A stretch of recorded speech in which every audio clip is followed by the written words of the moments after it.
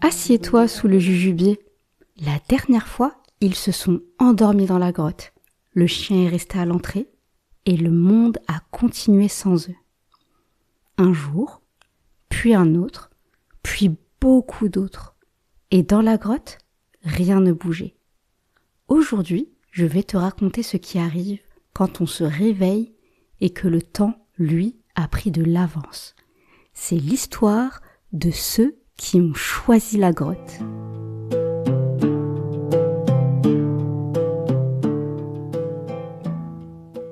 Dans la grotte, tout est calme.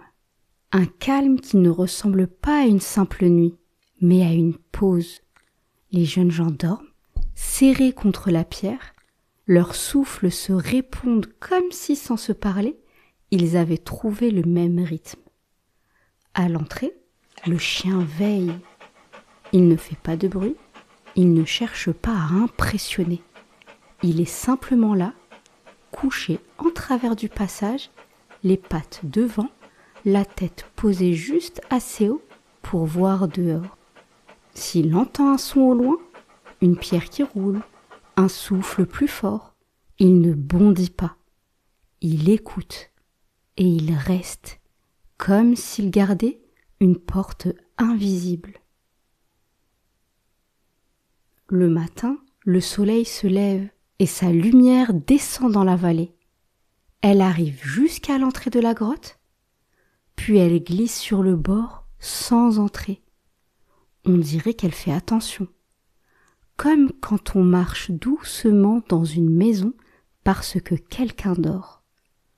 Le soir, la lumière revient de l'autre côté, caresse l'autre bout de l'ouverture, chauffe un instant la roche, puis repart. Ainsi, jour après jour, la lumière passe près d'eux sans les réveiller.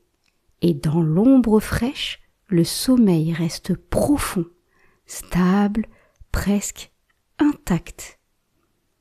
Le chien, lui, voit tout ça. Il voit le matin revenir, il voit le soir tomber, il voit les jours défiler sans un seul réveil. Pendant que la grotte garde son secret, la ville continue à vivre. Au début, on remarque l'absence. On dit « Tu les as vus, toi ?» On répond « Non ». On promet de demander demain. Puis demain arrive et la vie reprend ses habitudes. Les marchés ouvrent, les marchands crient, les enfants courent. Puis les enfants grandissent. Ceux qui jouaient dans la poussière portent maintenant des sacs. Ceux qui avaient une voix aiguë parlent avec une voix plus grave. Une maison est réparée, une porte est remplacée, une ruelle change de nom, un vieil homme disparaît, un bébé apprend à marcher. Un été passe, puis un hiver, puis un autre printemps. Et personne ne sait que pendant tout ce temps, à quelques collines de là, les dormeurs n'ont pas bougé. Parfois, très doucement, sans ouvrir les yeux, ils se tournent dans leur sommeil, comme on le fait dans un lit pour ne pas rester toujours du même côté.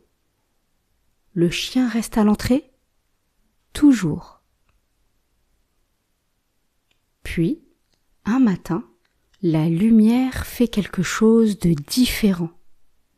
Elle ne passe pas seulement sur le côté, elle s'attarde, elle glisse un peu plus loin, comme si elle cherchait un chemin, et vient toucher le visage de l'un d'eux. Ses paupières frémissent. Il ouvre les yeux. Au début, il croit qu'il s'est juste endormi longtemps. Il se redresse et s'arrête. Son corps est raide, comme après un repos étrange. Sa gorge est sèche et surtout, il sent quelque chose qu'il n'arrive pas à expliquer. Le silence n'est pas le même. Il regarde l'entrée. Le chien est debout, immobile. Ses yeux fixent dehors, comme s'il disait « Regarde ». Le jeune homme appelle doucement. Un par un, les autres se réveillent, se redressent, se regardent, encore un peu perdus. « Combien de temps a-t-on dormi ?» murmure l'un. Ils hésitent. Une nuit ? 2 ? Leur corps ne donne pas la réponse. Leurs provisions, elles, sont presque terminées. Alors, ils choisissent l'un d'eux pour aller en ville acheter du pain. Ils parlent bas. Sois discret. N'attire pas les regards. Reviens vite. Le jeune homme serre sa bourse, prend une grande inspiration et sort. Le chien le regarde partir. Il ne bouge pas. Il reste à l'entrée, fidèle à sa place, comme si la grotte devait rester gardée, quoi qu'il arrive. Le jeune homme descend vers la ville. Au début, il se rassure. Il reconnaît une pente, un rocher, un virage. Puis quelque chose le dérange. Le chemin lui semble plus large, comme si la terre avait été tassée par beaucoup de pas. Quand il voit les premières maisons, son cœur ralentit. La ville est là, mais elle ne lui ressemble pas. Certaines portes ne sont plus les mêmes. Des murs ont été refaits. Les voix ont un autre rythme. Et surtout, les gens le regardent. Pas comme on regarde quelqu'un du quartier. Comme on regarde quelqu'un qu'on n'attendait pas. Il baisse les yeux et marche jusqu'au marché, attiré par une odeur familière. Le pain chaud. Il s'approche d'un vendeur. « Du pain, s'il vous plaît. » Le vendeur lui tend le pain. Le jeune homme sort une pièce et la pose sur le comptoir. Le vendeur la prend et son visage change. Il la retourne, encore et encore, comme s'il voulait vérifier que ses yeux ne se trompent pas.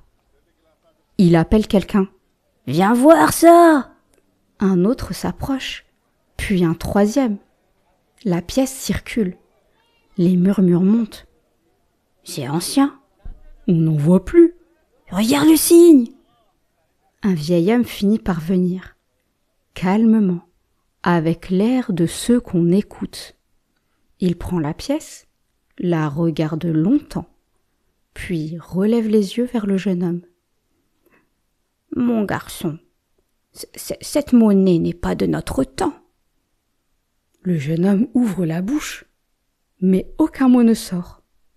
« Cette pièce a disparu.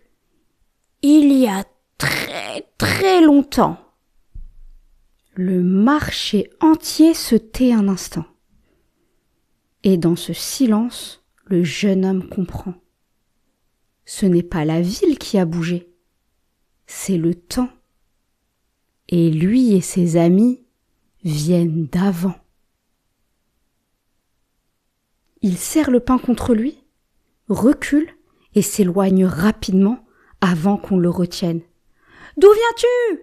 Qui es-tu ? Où as-tu trouvé ça ?»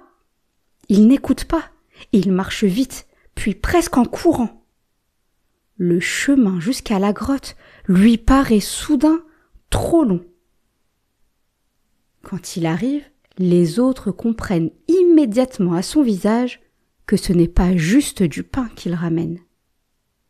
Il raconte les portes, les regards, la pièce, les siècles. Le chien reste à l'intérieur, immobile, comme s'il confirmait.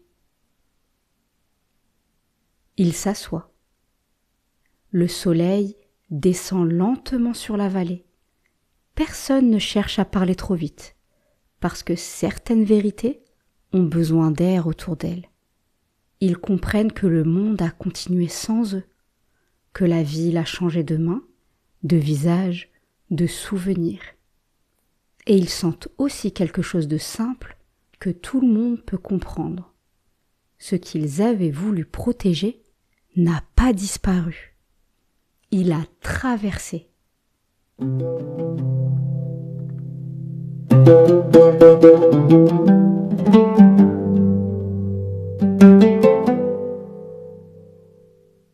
Savais-tu que pendant des siècles, on a retrouvé des pièces si anciennes qu'elles ont servi de preuve?